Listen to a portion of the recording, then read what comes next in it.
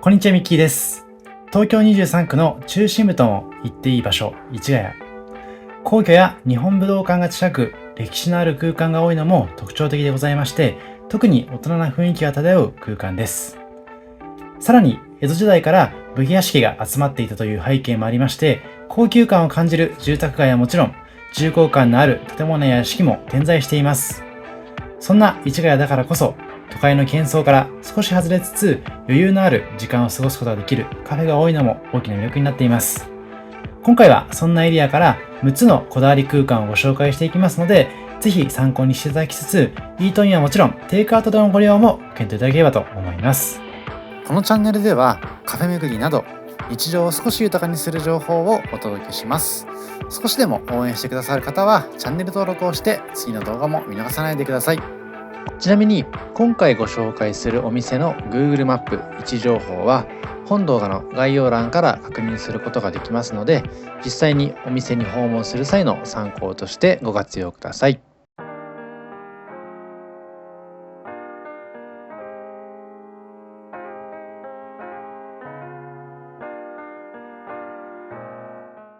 さて、まずはじめにご紹介しますのは2022年5月、こちら市ヶ谷にオープンしましたスペシャルティーコーヒーが魅力のカフェ、パッセージコーヒー市ヶ谷さんでございます。スペシャルティーコーヒーはもちろんのこと、自家製スイーツを楽しむことができ、桜の季節などテイクアウトでいただいたコーヒー片手に散歩するのにもとてもおすすめな店舗でございます。スペシャルティーコーヒーを特別ではなく日常へをコンセプトとして展開するお店で、以前にも見た編の動画でお店をご紹介しました。個人的なおすすめはモーニングでございまして、土日は9時から平日は朝7時半からオープンしていますので、朝活に訪れてから出社できるという点でとてもありがたい店舗になっています。実際に今回私も朝活で利用させていただきまして、この後に出社をしております。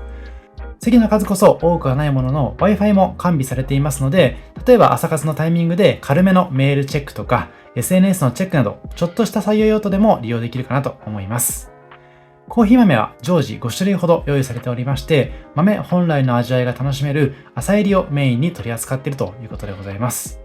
さらにタイミングが合えば、これらの豆をワールドエアロプレスチャンピオンシップで優勝経験のある店主さんが提供してくれますので、まさに本格的な一杯を味わうことができる、そんな店舗になっているかなと思います。他にもこういった形でおしゃれにディスプレイしていただいています焼き菓子を楽しむこともできますし、パンもとても豊富でございますので、コーヒーのお供に試してほしいなと思います。そして今映していますのがモーニングのセットメニュー、そしてドリンクのメニューになっています。この日にいただいたのは A セットというトーストとコーヒーのセットなんですけども、なんとワンコインの500円でいただくことができます。こちら市ヶ谷という場所には大学や専門学校も多いので、学生さんたちのお財布にも優しいとても素敵な店舗かなと思います。また店員さんも明るくてとても雰囲気が良かったので、一日の初めに訪れますととてもいいスタートが切れそうかなと思いました。コーヒー自体は先ほど申し上げました通り、浅煎りでございますので、喫茶店の深い味わいでもなく、スタバやタリーズなどとも違った味わいを試したいという方にとてもおすすめな店舗かなと思っています。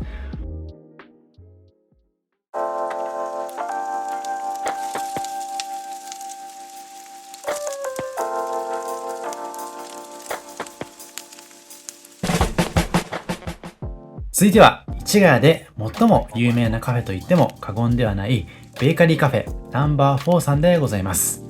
こちらは食べログカフェ100名店2022にも選出されておりまして、カフェでもレストランでもベーカリーでもない朝から晩まで自由なスタイルでハンドクラフトを楽しめる空間をイメージして運営されています。もともと飲食業界ではメジャーではない麹町というこちらのビジネス街に平屋建てのコンテナハウス型の外観で誕生したお店でございます。以前に紹介しました表参道のクリス・クロスさんの系列でございまして、そのおしゃれさも大きな魅力になっています。こちら人気なカフェだけあって、どの時間に訪れても基本的には街が発生します。人が集まる空間として大きく貢献しているのもうなずけるようなそんな空間でございますが、お店の外には長いベンチがございまして、屋根もついていますので、本などをご持参いただければ待ち時間も苦ではないかなと思いました。また、モーニングやランチタイムは予約不可能なんですけれども、5時以降は予約可能でございますので、どうしてもという方に関しましては、予約の上、夜に訪れてもいいかもしれません。また、テイクアウトであれば、すぐに購入できますので、そちらも選択肢の一つになるかなと思います。一番の魅力とも言えますこちらのパンはこだわりの製法で焼き上げまして、風味もとても豊かでございます。とてもたくさんの種類がありますので、ぜひ一つ一つ吟味していただいてお好みのパンを頼んでほしいなと思います。産地にこだわった小麦など厳選された原料や自家製の天然酵母、発酵バターミルクなどを使って焼き上げているということでございます。また他にもランチメニューとして釜焼きピザがあるんですけれども、そちらは毎週変わるメニューでございまして、ビーガンの方にもどんなシーンでも楽しめるようなナンバー4のハンドクラフトになっているということでございます。また夜にはクラフトビールの提供もありますので、時間ごとに楽しめるといった点もとてもおすすめなポイントかなと思います。さらにコーヒーに関しましては、ザ・ロースタリーというところで焙煎していますコーヒーや自家製レモネード、また先ほど申し上げたクラフトビールの他にワインも楽しむことができますので、そういったペアリングもぜひとも試してほしいなと思います。ちなみに他にも系列店ご紹介しますと TY ハーバーさんというところ、確か天王ザイルあたりにあったかと思うんですけども、とか他にも表参道の鹿田さんとか代官山の IB プレイスさんとかもとてもおすすめでございますので、私のチャンネルではまだご紹介できてないんですけども、ぜひともチェックしていただきたいですし、そういった系列店全部網羅していただきますと、それぞれの魅力も感じることができるかなと思います。こちら、モバイルオーダー制になっていまして、今はモーニングのメニュー映してるんですけども、トッピングも選ぶことができたというところで、朝からクラフトビールもいただけましたので、例えば休日の日なんかにはビールとパン、もしくはビールとモーニングメニューいただいてみるのも一つの楽しみ方かなと思います。また、ソフトドリンクに関しましても、クラフトジンジャーコーラやレモンスカッシュなんかもありましたので、こだわりのジュースをいただくことができるかなと思います。あとは先ほど申し上げましたおすすめなノージーコーヒーさんのコーヒーですね。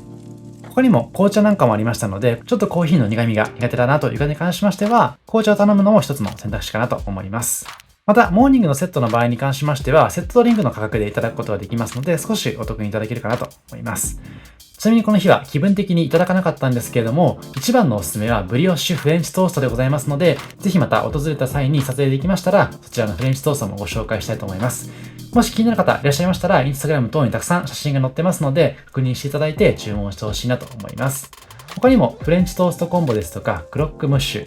あとはスープセットとかもありましたので、ぜひお好みのメニューを試してほしいなと思います。そんな中、ポイントになりましたのは、こちらアボカドトーストとフルーツサラダ、そしてセットドリンクではカフェラテをいただいてみました。さらに、今回頼んだアボカドトーストを含め1000円以上はするんですけれども、トーストセットを注文していただきますと、トーストとミニサラダとフルーツがついて600円でいただけたかなと思いますので、なるべく価格を抑えつつもおしゃれな空間楽しみたいという方に関しましては、そちらのトーストセットも一つの選択肢にしていただければなと思います。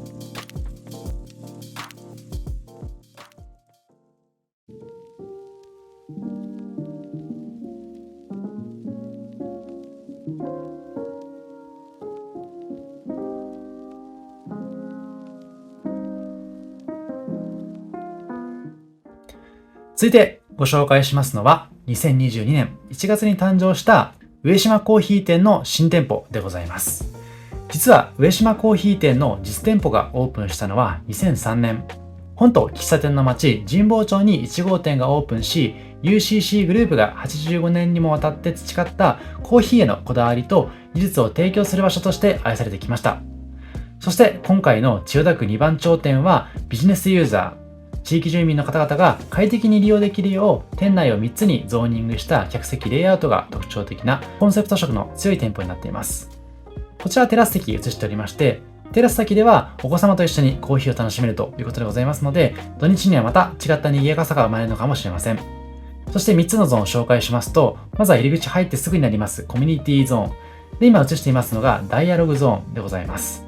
こちらダイアログゾーンは商談用にも使えるようなラグジュアリーな空間になっていまして、まさにホテルのラウンジのような高級感があふれる空間でございます。で、今映していますのはコミュニティゾーンでございまして、開放的な空間でございますので、例えば友達と会話する際にはとてもおすすめかなと思います。そしてこちらがフォーカスゾーンでございまして、仕切られたハイチェアがある空間とか、あとは電話コーナーなんかもありましたので、まさに作業用に使えるようなスペースでございます。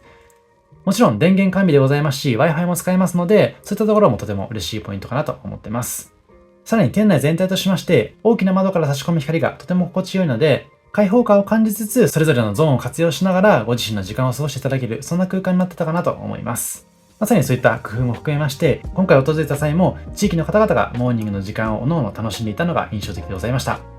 他にも上島コーヒーさんのこだわりのコーヒーセットをお土産用にも買っていただくことができますし、一つ一つのパッケージに関しましてもとてもおしゃれだったので、ぜひとも気になるものがありましたらお店の方に相談していただいて注文してほしいなと思います。さらに上島コーヒー店さんもスターバックス同様結構接客いいなというイメージでございますので、ぜひ気軽にいろんなことをご相談していただければと思います。また、こういった形で焼き菓子やケーキ類などのフードメニューもとても充実していますので、いろんな用途で使えるかなと思います。そしてこちらはこの日に頼みましたベーコン&私のスクランブルエッグ、そして厚切りバタートーストでございます。こちらドリンクもセットになりまして850円いただきますので、とてもコストパフォーマンス良かったかなと思います。特に個人的にはこちらのパンがとてもふわふわでございまして美味しかったなという印象でございますので、ぜひ気になった方はこちら注文してほしいなと思います。上島コーヒー店さん自体が失われつつある日本の喫茶文化を大切にした懐かしく温かで、しかしかつてどこにもなかった大人のためのコーヒー店をコンセプトにしていますので、ぜひ大人の皆様に体験してほしい、そんな空間でございました。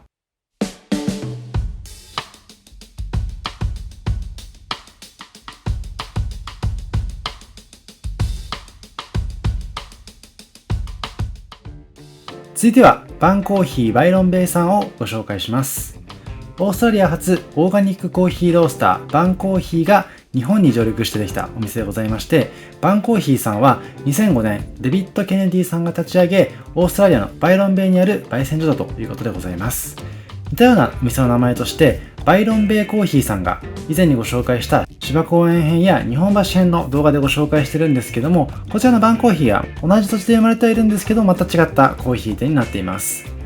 こちらは創業者のデビッド・ケネディさんが世界中から厳選した豆をそれぞれの豆に合った焙煎方法で6種類のスペシャルなブレンドを完成させて提供してくれているということでございます。中でも現地で愛されていますフラットホワイトとロングブラックは必見になっていますので、ぜひ今回ご紹介しているこちらのような焼き菓子と合わせて頼んでいただければと思います。焼き菓子もどれもとても美味しそうなので、ぜひ店員さんに聞いていただいて気に入った焼き菓子を選んでいただいてコーヒーと合わせてみていただければと思います。具体的にはスコーンやキャロットケーキがあるんですけども、スイーツ以外にもベーグルサンドとかホットドッグもありますので、ランチ時にも利用できるかなと思います。そんな中、この日にいただきましたのはロングブラックとラミントンという焼き菓子でございます。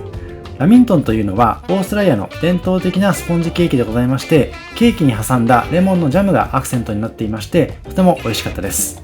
見た目的にはブラウニーのような感じなのかなと思ったんですけども、スポンジケーキがベースになっていますので甘すぎないというところも個人的には嬉しいポイントでございました。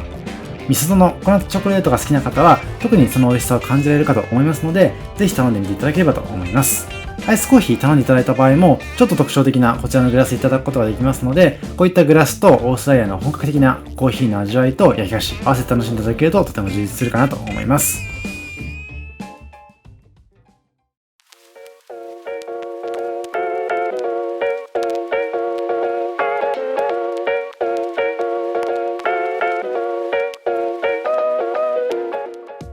続いてご紹介しますのは2023年4月に誕生したばかりのコーヒースタンドオフコーヒースタンド麹町さんでございます。来てくれる方の気持ちをオフする場所でありたい、私たちの毎日楽しい場所でありたい、そんなメッセージを込めつついっぱいいっぱい丁寧に入れていただくハンドドリップコーヒーをいただける、そんなお店になっています。お店の看板メニューはカフェオレでございまして、東京では入手が難しい小布施牛乳を用いたふわふわカフェオレになっています。小布施牛乳というのは80度で15分間殺菌した生乳になっていまして、そんな生乳を使ったフォームミルクで作るカフェオレは牛乳の甘みをとてもよく感じられる自慢の一品だということでございます。最近ではそんな小布施牛乳を使ったジェラートも登場しておりまして、ミルクやカフェナッツ、チョコマーブルから選べるとのことでございますので、これからの夏の季節にはとてもぴったりかなと思っています。さらにこだわりはドリンクやフードだけではなくて BGM にもございます。カセットテープ、CD、ラジオからセレクトしながらヒップホップや R&B など音楽好きな方々にとっては心地の良いサウンドに身を包みながらコーヒーと楽しむことができる、そんな空間でございました。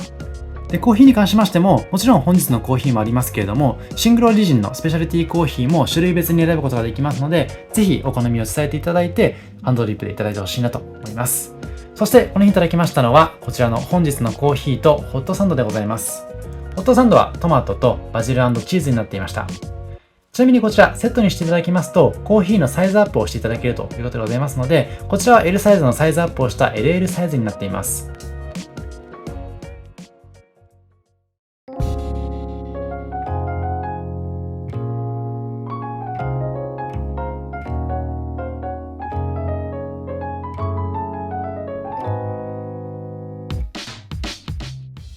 そして最後にご紹介しますのは2022年3月に誕生したスリランカ料理の専門店ストゥーティーさんでございます。店名のストゥーティーと言いますのはスリランカ茶葉専門のティーブランドだということでございまして、運営会社でございます株式会社東洋貿易が東南アジアを中心とした貿易の中で見出したスリランカの茶葉の魅力を体現したお店になっています。